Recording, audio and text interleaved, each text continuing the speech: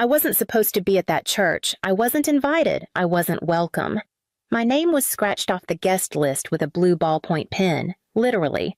Someone had taken the time to cross it out, then underline one guest per family, just to be clear. Still, I came. Quietly, I sat in the very last pew of that white clapboard Baptist church behind a support column so I wouldn't be seen. I didn't wear black, didn't make a scene. I just wanted to be present, not for their approval, but for the truth. Ivy, my younger sister, looked beautiful. She always did. Blonde, graceful, the kind of woman our mother would describe as the picture of Southern decency. She walked down the aisle holding our mother's arm. Not our father's. He'd passed 6 years ago. They told people it was cancer. It wasn't. But that's not my story to tell. Not yet. The pastor stood beneath the floral arch and welcomed everyone. He gave a short blessing. Daniel, the groom, waited calmly in his gray suit, hands folded. I saw him glance once toward the back of the church. He knew I was there. That wasn't part of the plan, at least not theirs. Then the pastor said it, the line we all know, all expect, but no one ever answers. If anyone here has reason why these two should not be joined in holy matrimony, speak now or forever, hold your peace. Silence, a cough, a baby fussing in a stroller. Then Daniel lifted his hand.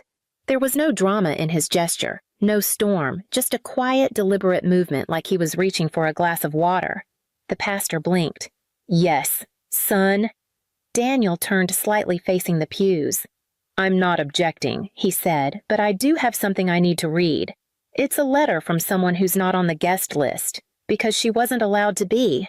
Murmurs rippled through the room like a sudden wind through tall grass. I saw heads turn. My mother's back stiffened, but she didn't move. Daniel held up a folded page. It's from Ivy's sister. Her name is Miriam. Maybe some of you know her. Maybe some of you were told not to ask. Someone near the front. Maybe. Aunt Claire gasped audibly. A few people shifted in their seats. A man behind me whispered to his wife. I thought she moved to Chicago. I didn't move. I didn't raise my hand. I didn't nod or cry or try to make eye contact. I just stayed where I was, quiet, unseen, as Daniel opened the letter and began to read. In that moment, I wasn't the forgotten daughter. I wasn't the unstable one or the woman who had supposedly cut ties with the family years ago. I wasn't a rumor or a pity story. I was a voice they had erased, and now someone else was giving it back, and I could feel it. This wasn't just a wedding. This was a reckoning. There wasn't a single moment when they cut me out. No. Door slammed. No dramatic screaming or suitcase on the porch. It happened slowly, the way mold creeps through drywall. Quiet, certain, final. I was 25 when I called off my wedding. His name was Kyle. He was my mother's pride and joy, not because he loved me, but because he looked good in church photos. Tall, clean-shaven finance degree from Lexington. But he had a weakness for girls who weren't his fiancée. When I found out I did what I thought was brave, I left. My mother didn't think it was brave. She said, "You've humiliated this family. I had already sent out the announcements. What am I supposed to tell people?" I told her the truth. She said, the truth made her look bad.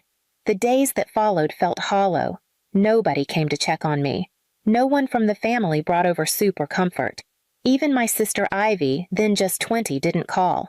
She texted once. I'm sorry, it didn't work out. Mom's really upset. That was it. By Thanksgiving that year, my name was no longer mentioned at the table. I found out from a friend that my mother told people I had taken a break from the family for mental health reasons I hadn't. I was working 50 hours a week, renting a room over a pharmacy, studying for my nursing license. But the story worked for her. It made me small, manageable. Then they started shifting things.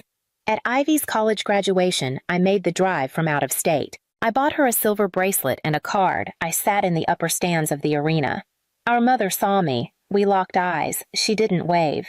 Later, during the family photo, I was told politely by a cousin that the photographer was just doing the immediate household. The photo ended up in Ivy's holiday newsletter. No mention of me. No trace. Still, I kept sending cards. Birthdays, Christmas, little notes. Sometimes with a gift card tucked in. They were never acknowledged. Years later, I learned my mother would take them straight from the mailbox and throw them away. Sometimes she'd repackage the gifts and label them from someone else. Megan, our cousin Aunt Beth, the dog. There was a family reunion in 2017. I wasn't invited, but someone posted a picture online. Everyone was wearing matching shirts, Whitmore Strong, all together. Always under the photo, the caption read, "Every branch, every voice, nothing missing except me." When Dad died in 2010, I found out a week later from a second cousin I hadn't seen in years. I didn't get a call. I wasn't listed in the obituary. He had been the only one who called me quietly every Easter. He once sent me a book with a post-it that said, "You're still mine. They buried him without me." After that, I stopped sending cards. Not out of anger, but because it was clear I had been cut out of the story. They didn't just ignore me. They rewrote me, like a paragraph that didn't fit the theme of the family newsletter deleted and replaced with something shinier, easier to explain.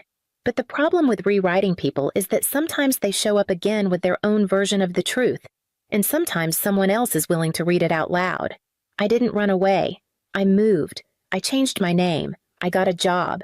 I started again. There's a difference. Some people disappear because they're lost. I disappeared because I was tired of fighting for a chair at a table where my name had already been scratched off the place card I went north. Rented a one-bedroom in Dayton, Ohio.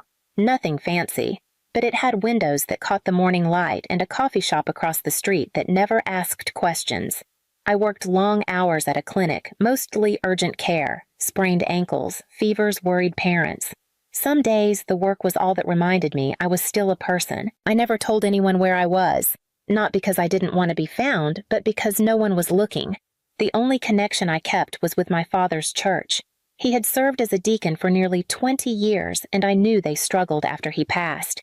Every month, I sent a money order with no return address, signed only for the mission work in memory of J.W. They never knew it was me that felt safer, cleaner. And then years later came a patient I didn't expect. She came in pale, breathing shallow, a complication after a minor procedure. We stabilized her, kept her overnight, got her back on her feet. She was gracious, polite, and a little stubborn about the bill. She reminded me of someone Ivy actually, if Ivy had aged with softness. It was only later through the insurance paperwork that I saw her last name. Whitmore Daniel's mother. I said nothing. I didn't have to. A year passed, then one afternoon I saw him. He walked into the clinic with his mother for a follow-up. He didn't recognize me at first. I wore a mask, but my name tag said Dr. M. Whitman. Close enough. His eyes narrowed. Then he asked, "Did you ever live in Kentucky?" I nodded. "Do you know the Whitmore family I used to?" I said. He didn't press. Not then. But a week later he came back alone. "You're Ivy's sister, aren't you?" I didn't answer right away. I watched him closely, waiting for the look, the same one my mother wore when people mentioned me in public. But it didn't come.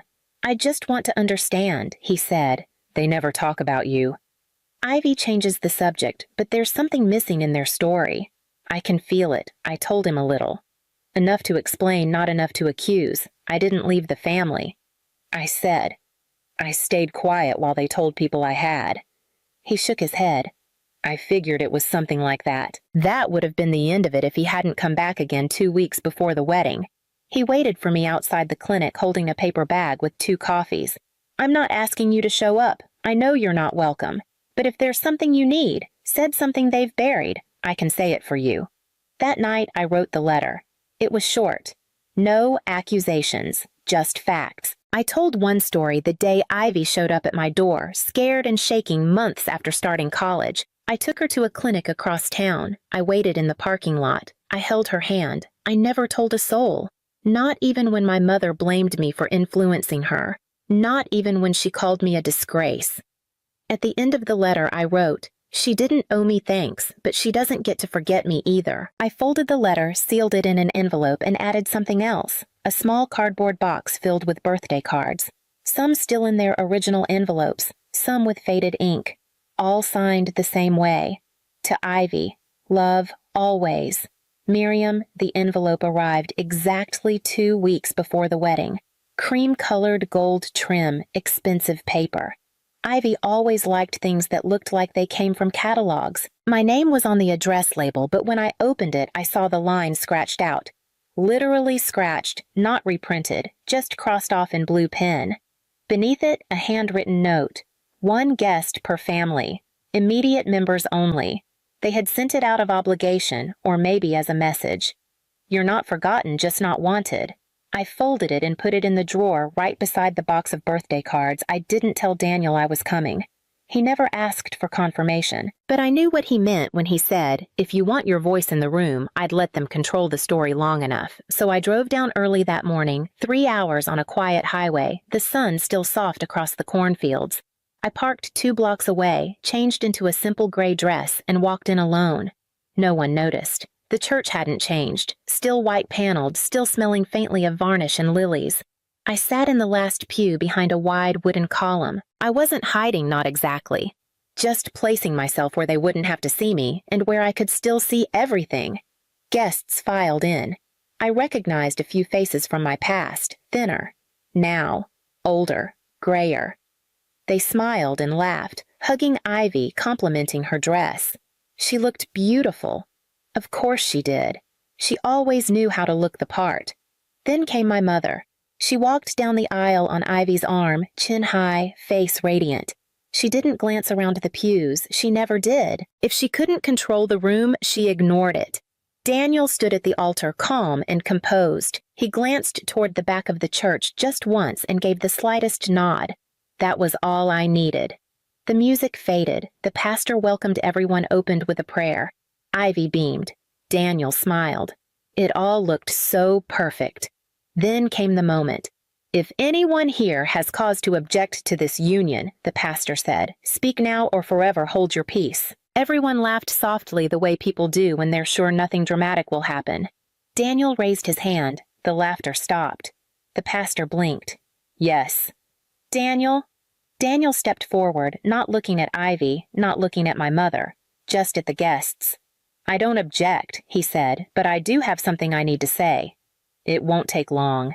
He pulled out a folded piece of paper from his jacket. My letter. This is from someone who isn't here today. Or rather, someone who was asked not to come. Ivy's sister Miriam. A few heads turned. A murmur passed through the room like the flutter of hymnals being closed too quickly. My mother went still. Some of you know her. Some of you were told not to ask about her. I did ask, and what I learned deserves to be heard. He unfolded the letter and read.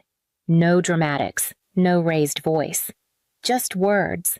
My words delivered in the stillest moment of the ceremony. This isn't about blame, he read. This is about remembering what's real. Families aren't built from pictures or newsletters or tidy introductions. They're built from what we carry when no one is looking, when no one claps. The air in the room turned thick. Ivy didn't move. My mother did. She stood up abruptly, face tight. This is not part of the ceremony, she snapped. This is not her moment. Daniel paused, looked straight at her. You're right. It's not hers, it's mine. And I'm choosing to say thank you to someone who should have been thanked a long time ago. The room fell silent. Even the pastor said nothing. I sat in the back, quiet, unseen. But for the first time in years, I wasn't erased. Someone had spoken my name, and no one could unsay it. I stayed seated as Daniel folded the letter and tucked it back into his jacket pocket. He didn't say anything else. He didn't need to. The silence in the church wasn't angry. It was something deeper, disoriented, like people had just been told the ground they were standing on wasn't solid anymore, and maybe it never had been. Ivy didn't cry. She didn't storm out. She didn't reach for Daniel's hand. She just stood there still and blinking, like someone hearing their own name in a story they didn't know they were part of. The pastor gently cleared his throat and moved the ceremony forward. Vows, rings, a kiss that felt uncertain, but they got through it. I waited until the recessional began, until people stood and clapped and music covered movement. Then I slipped outside toward the gravel lot behind the church. I didn't need a conversation. I didn't come for closure, but I heard her before I saw her. You really kept all of them. I turned. Ivy stood just a few feet away, holding the cardboard box I'd sent with the letter. She had it clutched to her chest like a baby or a bomb.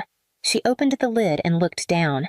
Dozens of envelopes, some yellowed with time. One still had a sticker from a pharmacy I used to live above. You kept sending these, she asked, even after. She didn't finish the sentence. Even after you never answered, I said for her.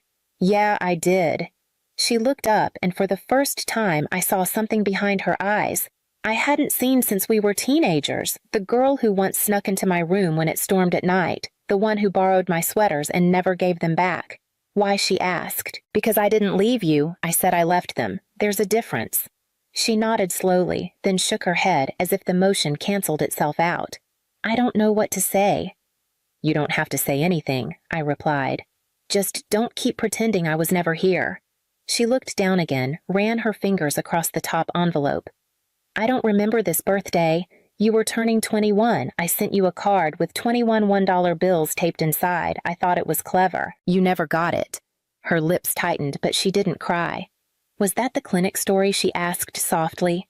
I nodded. You asked me not to tell anyone I didn't. Until now.